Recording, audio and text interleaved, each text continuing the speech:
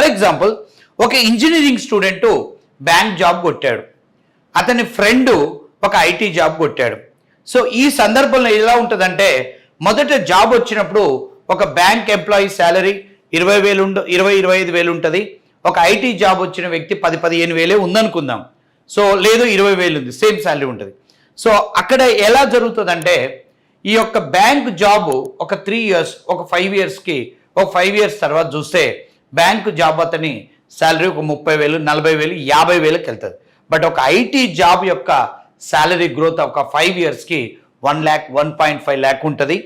అదేవిధంగా ఇక్కడ మనం ఇంకోటి కూడా గమనించాలి.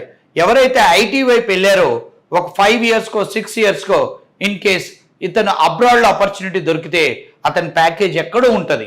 బట్ బ్యాంక్ ఎంప్లాయీ ప్యాకేజ్ అనేది అప్పుడు ఈ ఇద్దరు మిత్రులు కలిసిర్రు అనుకోండి, అసలు వీళ్ళ మధ్యలో అసలు మాట్లాడుకోవడానికి కంపారిజనే ఉండదు.